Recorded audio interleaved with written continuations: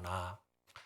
우리가 지난주에 여리고에서 삭개오에게 일어났던 일들을 우리가 살펴보았습니다. 구원이라는 것은요, 단순히 명예와 지위와 부귀와 같은 유형적인 것이 아니다라고 말씀드렸어요. 구원이라는 것은 내면적인 사건입니다. 구원이라는 것은 주님과의 인격적인 만남으로부터 시작이 됩니다. 삭개오가 지난주 우리가 봤을 때 주님을 너무너무 보고 싶어 했어요. 그죠? 그렇지만 삭개오가 주님께 나가는 길이 쉬웠습니까? 어려웠습니까? 장애물이 있었어요. 그죠? 그 삭개오가 장애물로 인해서 걸려 넘어졌습니까? 아니면 포기했습니까? 걸려 넘어지거나 포기하지 않았죠. 그 장애물을 다 이겨내고 예수님 앞에 나아갔어요. 예수님이 어떤 분인지 보고자 해서 나아갔고 그 예수님과 눈이 마주쳤어요. 잃어버린 자를 찾아 구원하시는 예수님의 눈과 그리고 예수님을 간절히 찾아 구하는 삭개오의 눈이 딱 마주쳤어요. 그 마주침 속에서 스파크가 일어났었다고 했죠. 그곳에서 하나님의 역사가 시작이 되어졌고 눈과 눈이 그렇게 만났을 때 예수님이 삭개오야 하고 이름을 부르시면서 그에게 속히 내려오라고 재촉하시는 모습을 봤어요. 왜 그렇게 재촉하셨다고 그랬어요? 예수님께서 너무 간절히 삭개오를 기다리고 만나고 싶으셨기 때문에 그래서 속히 내려오라고 재촉하셨던 거죠. 그렇게 해서 예수님께서 내가 너희의 집에 유하겠다 말씀하시니까 삭개오가 자신의 집으로 이제 예수님을 맞아들이는 인격적인 만남이 이루어지게 되고 그 인격적인 만남의 절정이 바로 무엇이냐? 자신의 삶 속으로 예수님을 모셔드리는 사건이었다. 우리가 보았어요. 자, 이렇게 예수님을 삭개오가 인격적으로 모셔드리고 만남 속에서 어떤 일이 일어나게 되느냐? 여러분, 한 사람이 예수 그리스도를 인격적으로 영접하게 되잖아요. 그러면은 그때 구원이 시작이 됩니다. 예수님을 영접하는 것으로 구원이 끝나는 게 아니에요. 그때부터 이제 구원받은 자의 삶이 시작이 되어지는 거예요.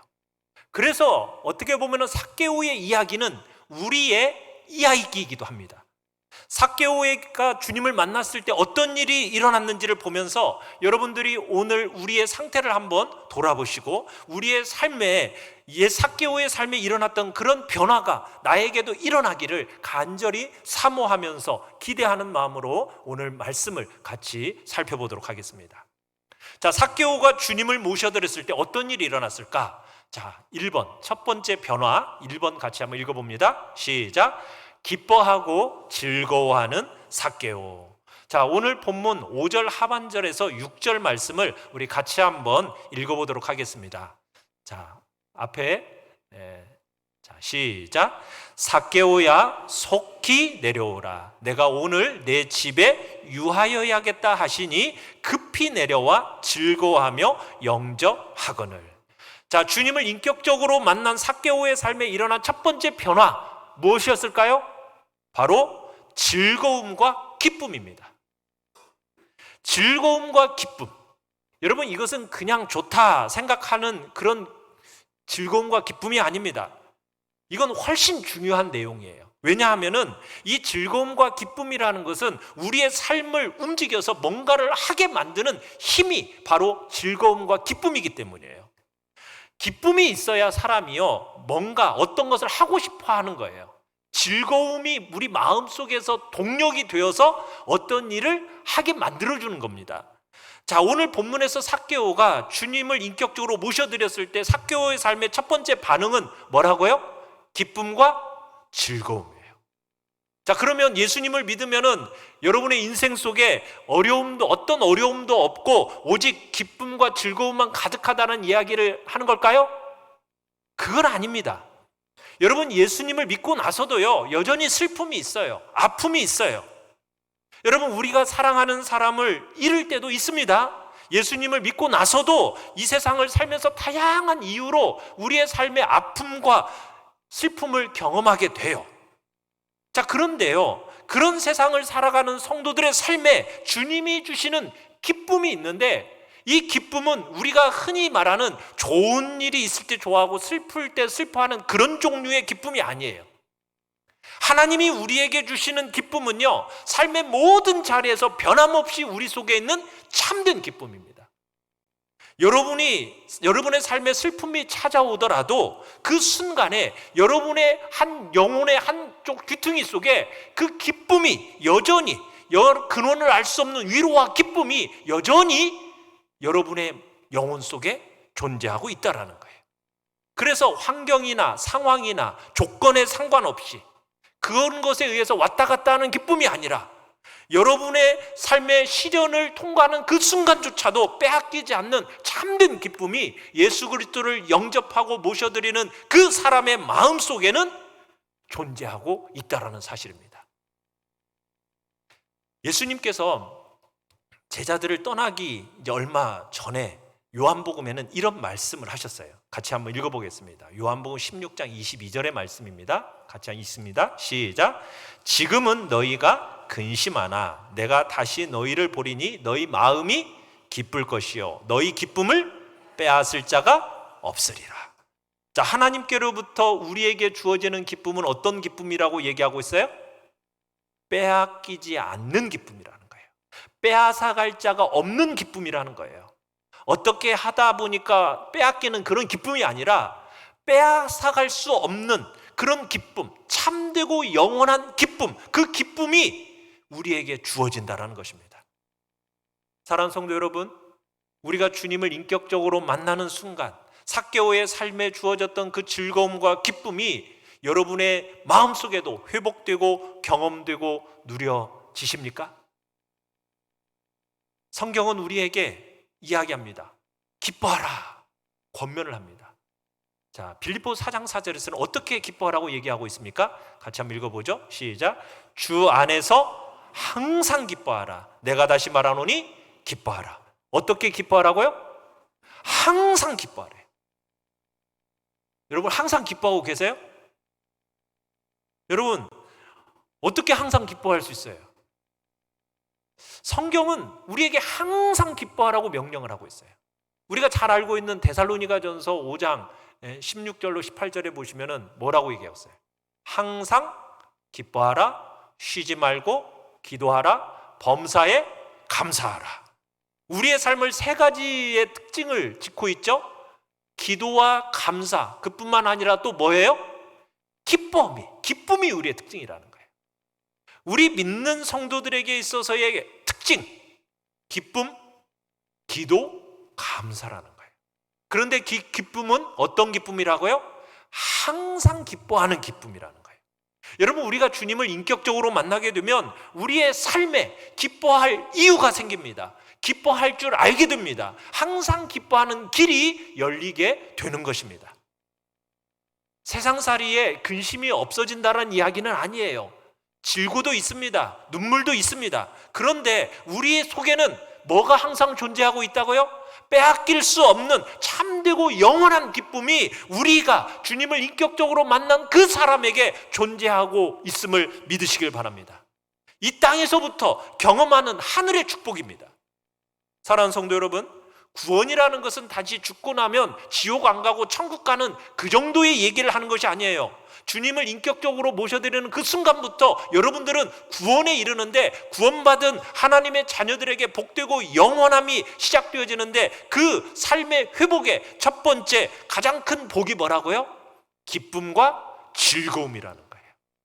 이 기쁨이 오늘 이 삭개오의 삶에 일어난 첫 번째 변화였습니다. 사랑하는 성도 여러분, 여러분이 예수 그리스도를 마음속에 모셔드리는 그 순간 여러분의 마음속에 하나님이 주시는 말할 수 없는, 빼앗길 수 없는 기쁨과 즐거움이 여러분에게 존재하고 있음을 믿으시길 바랍니다.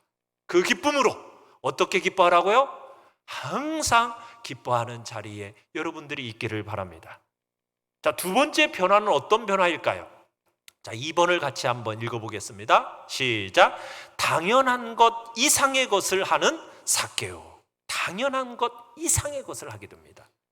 자, 삭개오가 이렇게 기뻐할 때 삭개오 주변에 있던 사람들은 어떻게 하고 있었을까요?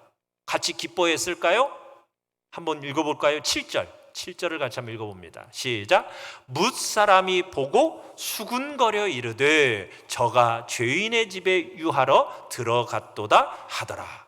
자, 삭개오는 지금 막 기쁨과 즐거움이 마음속에 막 일어나고 있는데, 자, 주변의 사람들은 뭐 하고 있어요? 수군거리고 있어요. 주변 사람들의 눈에는 지금 삭개오의 마음에 있는 기쁨과 즐거움을 알까요? 모를까요? 몰라요. 그들의 눈에 보이는 건 뭐밖에 없어요? 죄인의 집에 들어가는 예수님밖에 안 보여요. 그러다 보니까 삭개오가 지금 행복해하고 막 즐거워하는 자리에서 같이 행복해하고 기뻐하고 즐거워하는 것이 아니라 뭐 하고 있어요? 수근수근 하면서 불평하고 원망하고 정죄하고 조롱하고 있는 것입니다. 자, 누구를 비판하고 있어요? 예수님을 비판하고 있죠. 어떻게 보면 소문으로 듣던 그 훌륭한 분이 어떻게 죄인의 집에 들어갈 수 있어? 그러면서 같이 머물고 같이 먹을 거라고 하는 그 부분에 대해서 지금 예수님을 막 조롱하면서 지금 비판하는 수근거림이 지금 그들 가운데 있게 됩니다. 자, 예수님에 대한 이 수근거림과 조롱 같지만 그 이면에는 어떤 내용이 있느냐면 예수님께보다는 삭개오에 대한 정죄와 비판이 아주 날카롭게 들어있는 거예요. 지금 많은 사람들이 삭개오를 향해서 불평하고 조롱하고 비난하고 지금 수근거리고 있습니다. 자, 그렇게 가득한 그런 자리에서 삭개오는 그들을 향해 되갚아 주려고 하고 있나요? 안 하고 있나요?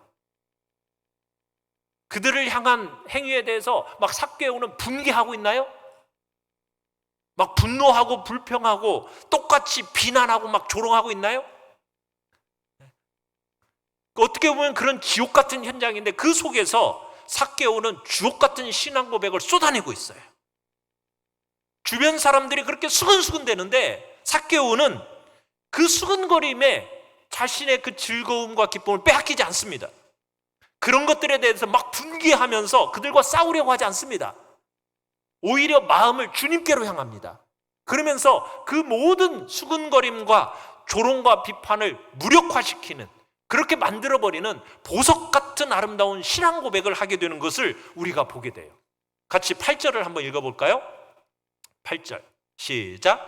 삭개오가 서서 주께 여짜오되 주여 보시옵소서, 내 소유의 절반을 가난한 자들에게 주겠사오며 만일 누구의 것을 속여 빼앗은 일이 있으면 내 갑절이나 갚겠나이다. 자, 여러분, 삭개오가 예수님을 딱 인격적으로 만나게 되니까 참 변화 가운데 어떤 변화가 일어났느냐면 자신의 소유의 얼마를? 절반을 가난한 자들에게 주겠다라는 거예요. 그리고 혹여나 누구를 속여서 빼앗은 것이 있다면 어떻게 하겠다? 4배를 갚겠다. 여러분, 이 이야기는요, 이 시대의 일반적인 관례가 뭔지를 보면은 굉장히 파격적인 이야기입니다. 지금 삭개오는 자기 수입의 절반을 내놓다는 얘기가 아니에요. 뭐의 절반이요? 자기 소유, 재산의 절반을 가난한 이웃들과 나누겠다고 얘기하고 있어요. 그러면은 삭개오는 가난해요, 부자예요? 부자입니다. 성경에서 부자라고 소개하고 있어요. 근데 그 부자가 자기 소유의 절반을 가난한 자들을 위해 내놓겠다라는 거예요. 그리고 누군가를 속여서 빼앗은 것에 대해서는 어떻게 갚겠다? 4배로 갚겠다. 여러분, 이것은 일반적인 관례를 벗어난 이야기예요. 그 당시 구약 성경에는 이런 규례가 있었어요. 남의 것을 빼앗아서 훔쳐가서 그 훔친 것에 대한, 집에 딱 도착해 보니까 이게 양심의 가책이 느껴졌어요. 그래서 양심의 가책을 느끼고 자발적으로 그 훔친 것을 되돌려 주잖아요. 그러면은 성경에서는 뭐라고 얘기하고 있느냐면 해당되는 물건 가격의 5분의 1을 덧붙여서 주어라, 이렇게 되어 있어요. 자, 그런데 깨닫지 못하고 훔쳐갔다가 들켰어요. 그리고서는 주인한테 들켜가지고 그것을 되돌려주면은 그때는 2배를 덧붙여서 변상을 해야 돼요. 근데 물건을 훔쳤어요. 좀 양심이 좀 더 나쁜 사람이야. 양심이 나쁜 사람은 훔쳐서 그걸 팔아버렸어요. 근데 그 판 것을 걸렸네. 그러면은 어떻게 되느냐? 그때는 4배로 갚아주어라. 이게 성경의 규칙이에요. 규정이에요. 자, 그런데 지금 삭개오는 주님을 만나서 뭐라고 얘기하고 있어요? 어떻게 보면은 삭개오는 내가 자발적으로 지금 훔치고 속이고 빼앗은 것을 지금 돌려주겠다라고 얘기하는 거잖아요. 그러면 얼마를 덧붙여서 돌려주면 돼요? 5분의 1만 덧붙여서 돌려주면 되는 거예요. 자, 그런데 지금 삭개오는 어떻게 하겠다는 거죠? 도둑질과 관계에서 어떻게 보면 제일 중한 죄를 자기에게 가하면서 4배의 형벌을 자기에게 가하면서 4배를 갚아주겠다고 하는 거예요. 자원해서 자기가 심한 벌을 자기에게 가하고 있는 거죠. 사랑하는 성도 여러분, 주님을 인격적으로 만나게 되면 성도들은요, 이 세상 사람들이 흔히 하는 것처럼 그렇게 해야 되니까 그거 하고 많은 정도로 끝내는 게 아니라는 거예요. 우리가 산상수훈을 보았지만 산상수훈에서 이런 얘기가 있죠. 오리를 가자 하면 십리를 갈 것이요, 겉옷을 달라 하면 속옷까지 내어주고, 오른뺨을 때리거든 왼뺨을 돌려대는 삶의 여백과 여유가 있는 거죠. 산상수훈에서 예수님께서 우리에게 말씀하셨던 것이 그런 거예요. 해야 될 것만 딱 하고 마는 그런 정도가 아니라 해야 될 것보다도 더 하게 되는 삶의 여백과 여유가 예수님을 영접한 사람들의 마음 속에는 생긴다는 거예요. 그래서 예수님께서 산상설교에서 이렇게 말씀을 하셨죠. 마태복음 5장 46절로 48절을 우리 같이 한번 읽어보겠습니다. 시작. 너희가 너희를 사랑하는 자를 사랑하면 무슨 상이 있으리요? 세리도 이같이 아니하느냐? 또 너희가 너희 형제에게만 무난하면 남보다 더하는 것이 무엇이냐? 이방인들도 이같이 아니하느냐? 그러므로 하늘에 계신 너희 아버지의 온전하심과 같이 너희도 온전하라. 우리가 주님을 인격적으로 만나서 아버지의 그 온전하심과 같은 모습으로 우리가 삶의 여백과 여유가 있는 사람이 되어질 것을 얘기하고 있어요. 이방인들처럼, 세리들처럼 그 정도의 그 수준으로 살아가는 정도가 아니라 예수님이 딱 내 마음에, 내 삶에 들어오시니까 우리가 어때요? 넉넉하고 여유로운 마음으로 사람들을 대하게 되는 그렇지만 자기 자신에 대해서는 어떻게 해요? 어떻게 보면 좀 더 형벌을 강하게 가하면서 자신에 대해서는 강하게 하지만 다른 사람에 대해서는 여유롭게 대하는 그런 자의 모습이 바로 예수 그리스도를 영접한 자의 모습이 됨을 삭개오를 통해서 우리에게 보여주고 있는 거예요. 당연한 것 이상의 것을 하는 사람의 변화가 있는 거죠. 세 번째입니다. 3번 같이 한번 읽어보죠. 시작. 재물의 애착에서 해방된 삭개오. 자, 내 소유의 얼마를요? 절반을 가난한 자들에게 주겠사오며 이렇게 얘기했어요. 삭개오는 어떤 사람이라고요? 부자입니다. 여러분, 부자의 전형적인 근성이 뭐예요? 자기한테 들어온 거 절대로 내보내지 않는 게 부자예요. 그러니까 삭개오는 한 번도 자기에게 들어온 것을 내놓겠다라고 입 밖에 내본 적이 없는 사람이에요. 마음에도 품어본 적도 없었을 것 같아요. 왜냐하면요, 삭개오는 그 당시에 욕을 엄청나게 듣는 사람이었거든요. 왜요? 세리였기 때문에 매국노로 여겨졌습니다. 동족을 착취하는 사람이라고 여겨졌어요. 그런 사람일수록 어떤 마음의 심리가 있어요. 돈을 악착같이 벌고 번 돈에 대해서는 절대로 흘려보내거나 나누려고 하지 않는 성향이 있습니다. 삭개오는 그런데 주님을 모셔드리니까 지금 어떤 변화가 나타났어요? 나누겠다라는 거예요. 주겠다라는 거예요. 흘려보내겠다는 거예요. 삭개오가 얼마나 악착같이 벌었겠어요. 사람들로부터 따돌림을 당하면요, 그 따돌림 당하는 사람의 마음은 항상 뭐로 가득해요? 억울함과 분한 마음으로 가득 차게 돼 있어요. 그러면 그 분한 마음을 가지고 막 돈을 어떻게 하겠어요? 할 수 있는 대로 막 긁어 모았겠죠. 그리고는 내가 이것으로 어떻게 할 생각을 가져요? 내가 저놈들한테 보복하겠다. 그런 인생을 살았던 것이 바로 삭개오였단 말이에요. 아마 그렇게 몸부림쳤을 거예요. 그런데 놀랍게도 주님이 자신의 삶 속에 딱 들어오니까 어떻게 하겠다라는 겁니까? 나누겠다라는 거예요. 흘려주겠다라는 그런 결단을 하게 되는 거예요.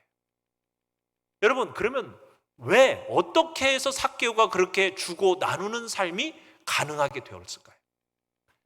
여러분, 우리도 주는 삶이 좋다라는 거 다 동의하시죠? 아니에요? 주는 것이 좋다라는 거 다 동의하시잖아요. 근데 주는 것이 쉬워요, 어려워요? 어려워요. 우리는 다 그래요. 나도 주고 싶은데 지금 나한테 조금만 더 있으면 내가 줄 수 있는데 이게 좀 없어서 그래 라고 생각을 해요. 그렇지 않아요?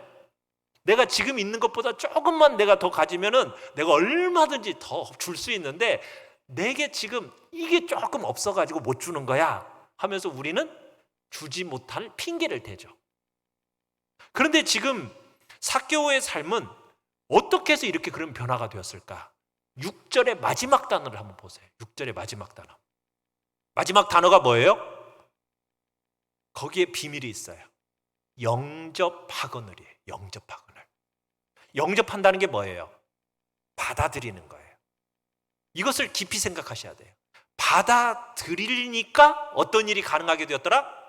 내어주는 일이 가능하게 되었다라는 거예요.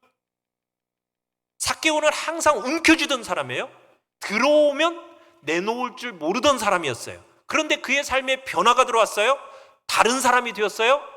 어떻게 해서 다른 사람이 됐다고요? 예수님이 내 삶에 들어오시니까. 그러니까 그 다음에는 뭐예요? 내 것을 내어놓겠다라는 결단이 가능하게 된 거예요.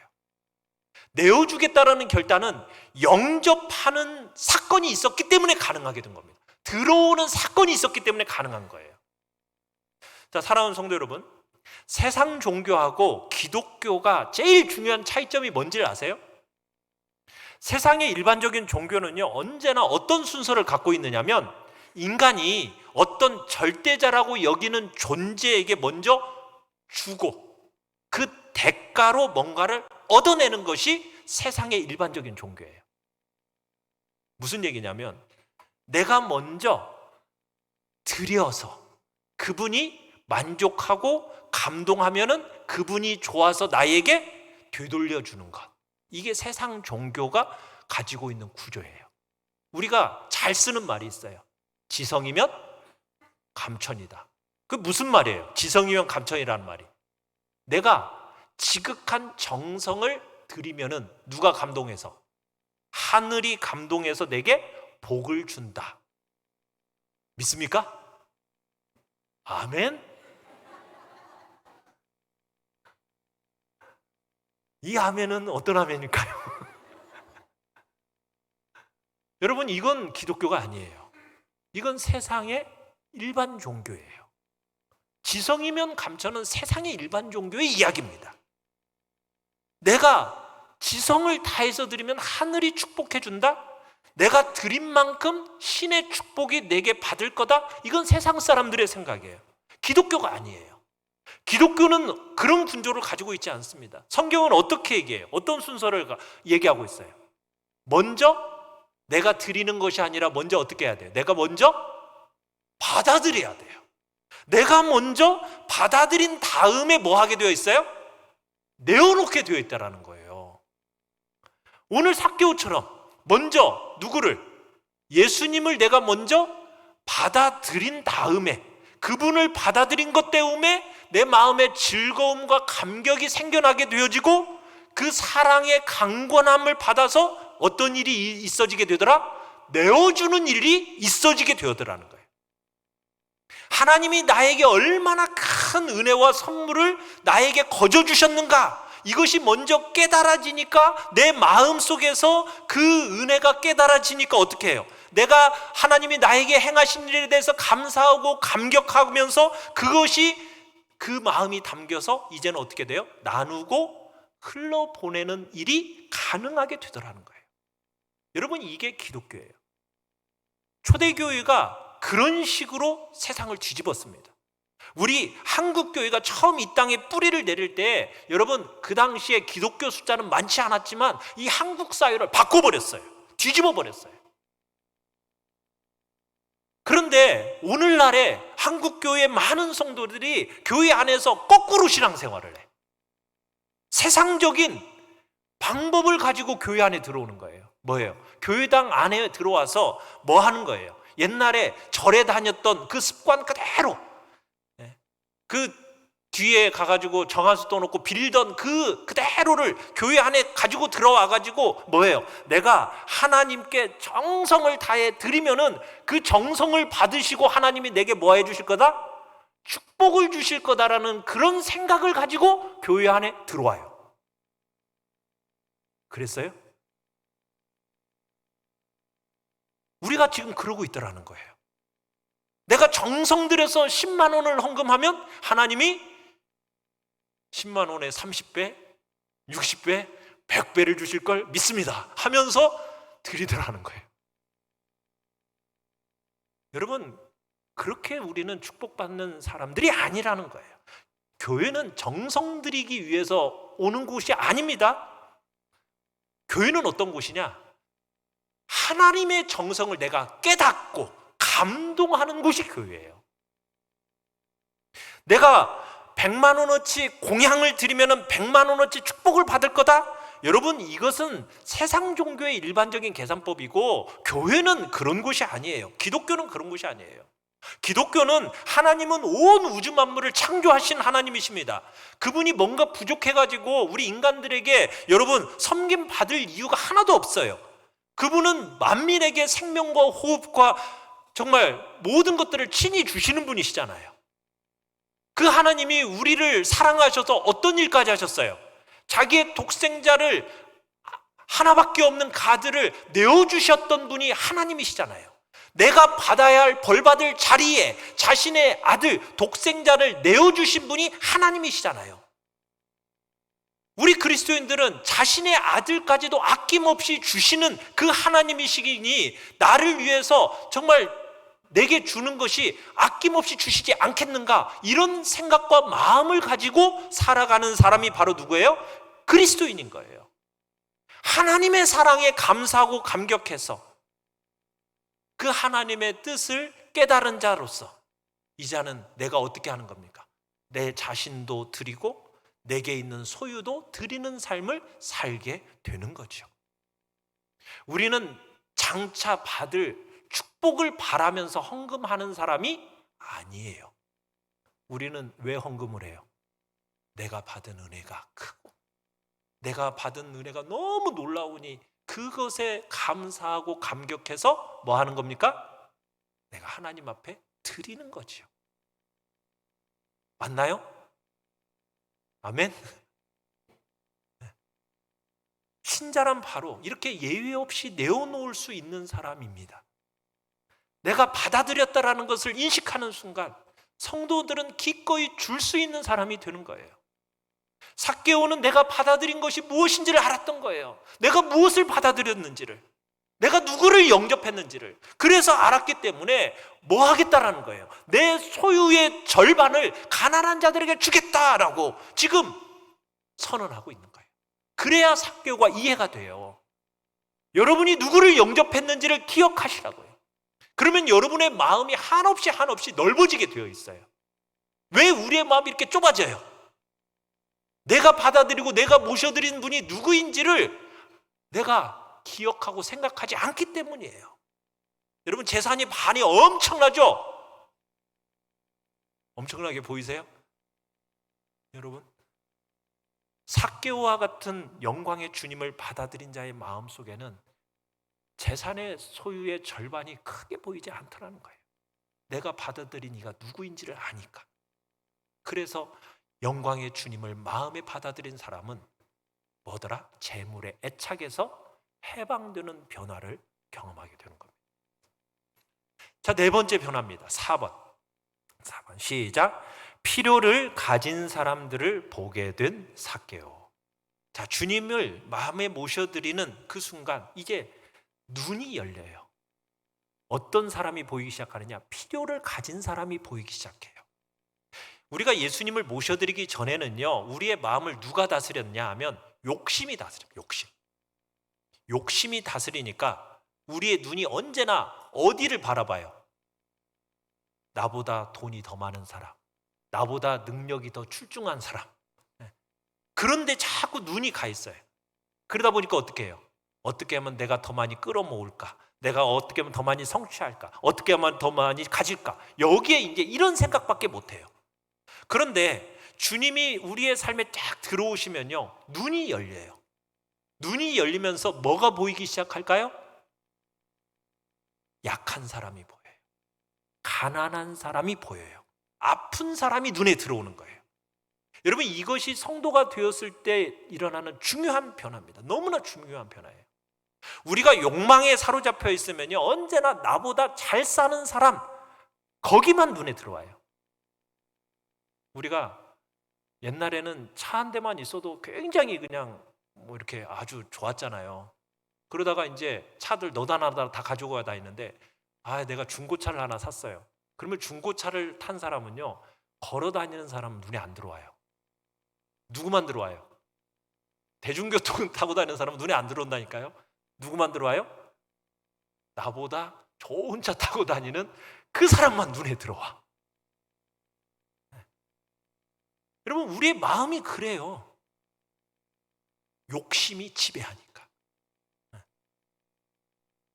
영성의 척도가 어디에 있다라고 성경은 얘기합니까? 영성의 척도는 어떻게 보면 가난한 자를 보는 눈이 영성의 척도라는 거예요. 산기도 하고 금식기도 하는 그것이 영성의 척도가 아니라 가난한 사람이 눈에 들어오는 것이 영성이라는 거예요. 야고보서를 우리가 봤었죠. 그 야고보가 뭐라고 얘기했어요? 1장 27절에서 이렇게 얘기를 하고 있어요. 같이 한번 읽어봅니다. 시작. 하나님 아버지 앞에서 정결하고 더러움이 없는 경건은 곧 고아와 과부를 그 환난 중에서 돌보는 것이다. 그렇죠. 하나님 앞에서 정말 순수하고 깨끗한 신앙은 뭐라고요? 고아와 과부를 그 환난 중에서 돌아보는 것입니다. 하나님을 만난 사람은 이웃을, 특히 가난한 이웃을 만난 사람이라는 거예요. 전에는 나보다 나은 사람, 나보다 더 많이 가진 사람, 나보다 더 능한 사람, 이런 것을 보았어요. 왜 우리 부모는, 요즘 애들이 그런 데잖아요. 왜 내가 흙수저 집안에 태어나가지고 우리 부모는 나한테 금수저를 물려주지 않았을까? 막 원망한다고 그러잖아요. 여러분, 끝없이 누군가를 바라보면서 욕망과 욕심이 이끌려가는 이 세대 속에서 여러분, 우리는 예수 그리스도를 중심으로 영접한 사람이라면, 눈이 열린 사람이라면 우리의 눈에 어떤 사람이 들어와야 된다고요? 가난한 사람, 아픈 사람, 고통 겪는 사람, 그런 사람이 우리의 눈에 들어와야 되는 거예요. 사랑하는 성도 여러분, 여러분의 눈에는 어떤 사람이 들어오고 계십니까? 이거 너무나 중요한 주제입니다. 이 어르신들 보시고 저만 하더라도 저 어렸을 때의 사유와 지금을 바라보면 엄청나게 변했어요. 그죠? 상전벽해, 제가 그런 말을 써요. 너무 달라졌어요. 너무 달라졌어요. 정말 잘 살게 되었죠? 인정하십니까? 어때요? 마음은 어때요? 부유해졌어요?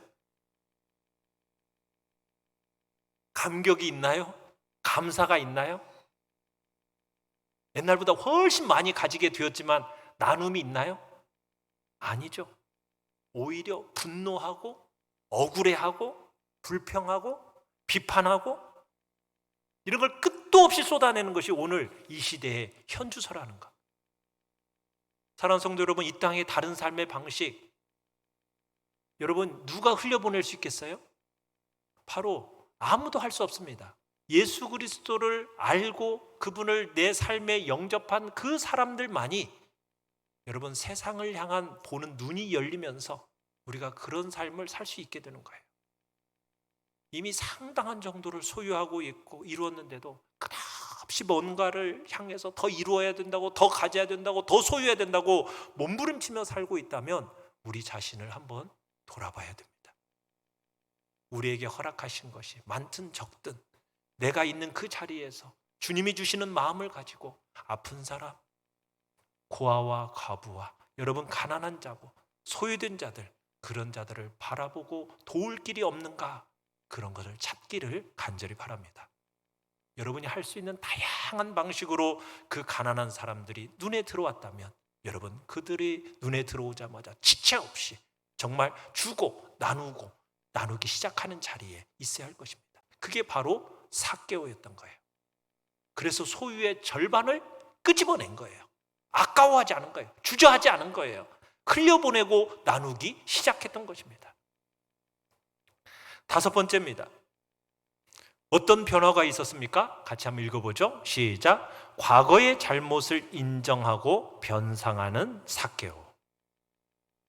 삭개오의 변화는 과거의 잘못을 인정하고 그것을 변상하는 데 있었습니다. 주변 사람들이 삭개오를 보고 수군거렸어요. 뭐라고 수군거렸어요? 저 나쁜 놈, 저 매국놈, 동족의 등이나 처먹고 착취하며 살아가는 나쁜 놈 하면서 수군거렸어요. 자, 이 부분에 대해서 삭개오는 어떻게 했습니까? 8절 하반절 한번 읽어볼까요? 8절 하반절 시작. 만일 누구의 것을 속여 빼앗은 일이 있으면 내 갑절이나 갚겠나이다. 자, 사람들이 지금 수군거리는 제목이 뭐였어요? 속여서 빼앗은 놈 이랬어요. 자, 그러니까 삭개오가 뭐라고 얘기하고 있어요? 수군거리는 그 죄를 직접 고백하고 있는 거예요.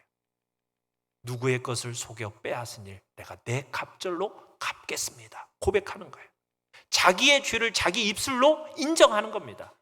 자기의 권력과 자기의 지위를 이용해서 남의 재산을 갈취한 죄를 고백하는 거예요. 그러면서 갚겠다는 거예요. 그러니까 삭개오는 자기 죄를 핑계하려고 하지 않습니다. 합리화하지 않습니다.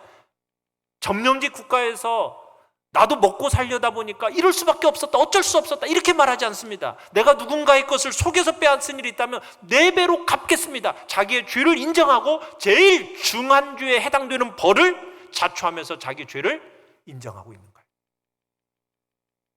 사랑하는 성도 여러분, 오늘 우리가 삭개오에게서 보는 일의 모든 뿌리가 뭘까요? 삭개오가 이 모든 아름다움의 정점이 어디에 있습니까?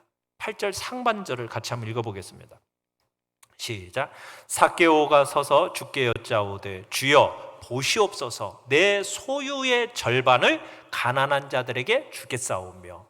우리말의 해석은 내 소유의 절반을 가난한 자들에게 주겠다라고 하면서 앞에 주여 보시옵소서가 앞에 있는데 원문에서는 이 주여라는 단어가 어디에 있느냐면 내 소유의 절반을 주님 가난한 자들에게 주겠사오며 이렇게 얘기하고 있어요. 이 느낌은 어떤 느낌이냐면 삭개오의 감격의 느낌이 그 주님이라는 단어를 가운데 속에 넣으면서 표현하고 있는 거예요. 내 소유의 절반과 가난한 자 사이에 주님을 집어넣으면서 자신의 살아온 삶의 모습을 향한 어떤 세상 속의 양심 선언이 아니라 주님을 향한 사랑의 고백을 하고 있는 거예요. 주님을 향한 감사의 고백을 하고 있는 거죠. 내 삶에 찾아오신 주님 때문에 주님을 향한 그 사랑과 감사의 고백을 담아서 주님 소유의 절반을 주님이 베푸신 은택에 감사해서 가난한 자들에게 제가 주겠습니다 이렇게 얘기하고 있는 것입니다. 사랑하는 성도 여러분, 오늘날 한국교회 성도가 몇 퍼센트나 된다고 그래요? 20% 된다고는 얘기들을 해요. 그런데 한국 문화는 바뀌지가 않았어요. 누구의 책임일까요? 왜 세상이 이럴까요? 누구의 책임이에요? 교회의 책임이고 내 책임입니다. 세상이 교회를 욕할 때 여러분 우리 핑계하면 돼요, 안 돼요? 안 돼요. 우리는 너무 미안합니다, 죄송합니다, 납작 엎드려서 우리도 죄인임을 고백해야 돼요. 뭘 설명하려고 하고 설득하려고 하고 그렇게 해서는 안 돼요. 삭개오에게서 일어난 그런 변화예요. 세상이 교회를 향해서 막 비판하기를 그러면 어떻게 하면 멈춰낼 수 있을까? 제가 아까 초대교회, 한국교회에 있어서 초대교회 시절이 한국 사회의 문화를 바꿔버렸다고 그랬어요. 그 당시 교인의 숫자는 얼마라고요? 몇 퍼센트 안 돼요. 1, 2%, 2, 3% 그 정도밖에 안 됐어요. 그런데도 한국 사회와 문화를 바꿔내버렸어요. 무엇이 그렇게 바꿔냈습니까? 예수 그리스도를 마음속에 모셔드린다는 것이 무엇인지를 깨닫고 알았기 때문에 그 깨달음이 그 마음속에 있었기 때문에, 그래서 자신에게 들어온 예수님에 대한 감사와 감격이 그 마음속에서 이제는 기꺼이 내어드리는 자리까지 나아갔기 때문에 변화를 일으켰던 거예요. 사랑하는 성도 여러분, 세상이 우리를 향해서 와, 저 사람들은 어떻게 저렇게 살까? 나도 그 원인을 알고 싶다. 나도 저렇게 살고 싶다. 여러분, 이런 말들이 세상이 교회를 향해 들려올 수 있도록 우리도 예수를 믿는 자다운, 예수 그리스도를 마음속에 영접하고 모셔드린 자다운 그런 변화의 모습이 우리 안에 있기를 간절히 축원합니다. 그런 사랑의 고백이, 감사와 감격의 고백이 우리 안에 있기를 간절히 축원합니다.